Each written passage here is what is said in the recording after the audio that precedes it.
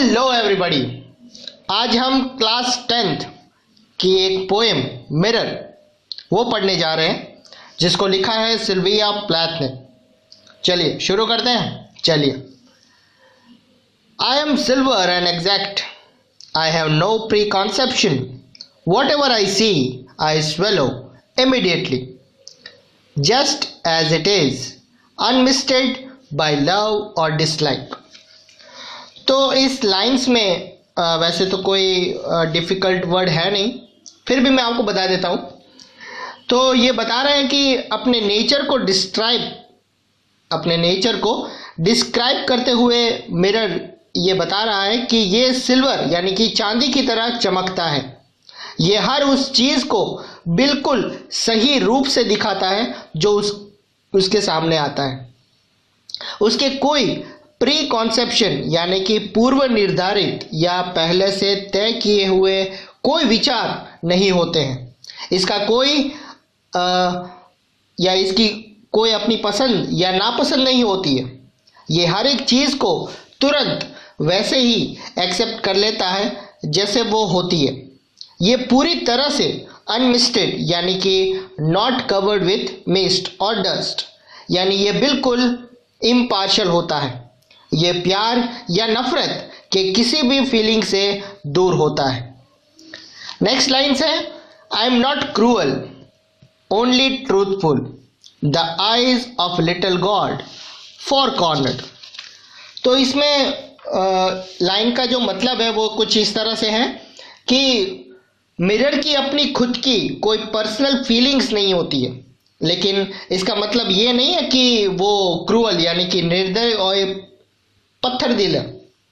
ये सिर्फ सच दिखाता है, ओनली ट्रूथफुल। ये किसी भी तरह की द्वेष भाव के बिना सच को दिखाता है। ये एक छोटी सी मूर्ति की आंख की तरह है जो पूरा टाइम खुली रहती है और हर एक चीज़ को बिना भेदभाव यानी कि इम्पार्शियल रूप से दिखाती है। इसके 4 कोने हैं, यानी वो हर एक कोने से या हर एक डायरेक्शन से वो चीज़ों को देख सकता है। नेक्स्ट है,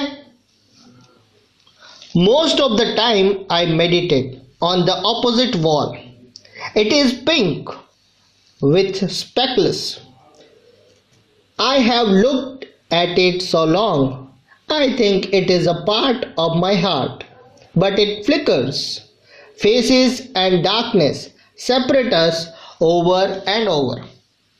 इसमें वो बता रहा है कि ज़्यादातर टाइम वो अपने सामने वाली दीवार के बारे में सोचता रहता है। दीवार गुलाबी रंग की है और उसके ऊपर दाग धब्बे पड़े हुए हैं। ये दीवार को इतने ज़्यादा टाइम से देखता रहता है कि वो दीवार को अपने दिल का ही एक हिस्सा मानने लगा है, एक पार्ट मानने लगा है। यानी दीवार का रिफ्लेक्शन मिरर में हमेशा बना रहता है। फिर भी चेहरे यानी कि इंसानी चेहरे और अंधेरा बार बार मिरर और उस दीवार के बीच में आते रहते हैं और फिर मिरर में दीवार की सिर्फ झिलमिलाहट दिखाई देती है।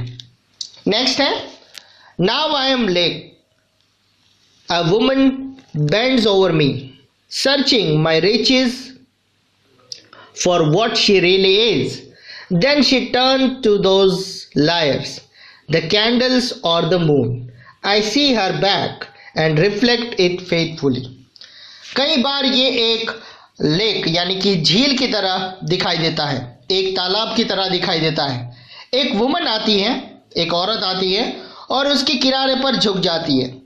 वो झील के पानी में नज़र डालती है और देखने की कोशिश करती है कि हकीकत में वो कैसी दिखती है। फिर वो झील में कैंडल्स यानी मोमबत्तियों या चांद के रिफ्लेक्शन को देखने के लिए नज़र घुमाती है।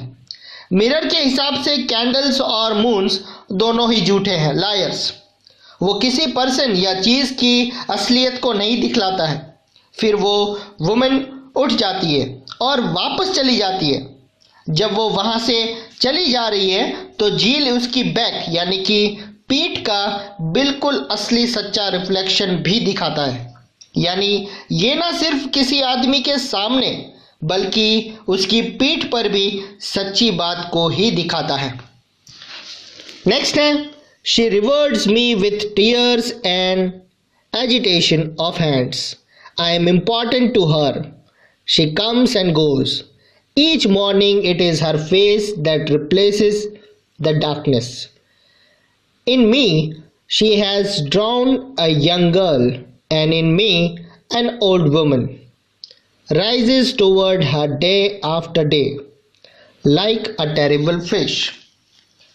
जब वुमन झील में अपने आप को देखती है तो उसे अपनी रियलिटी दिख जाती है। वो देखती है कि अब वो एक यंग लड़की नहीं रही है।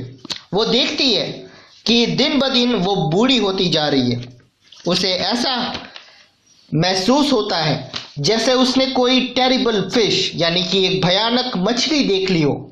उसकी आंखों में आंसू आ जाते हैं और वो निराश दुखी होकर अपने हाथों को झटक देती है। झील ये भी मानती है कि उसे अपना इनाम यानी कि रिवॉर्ड मिल गया है क्योंकि उसने औरत को उसकी असलियत दिखा दी है।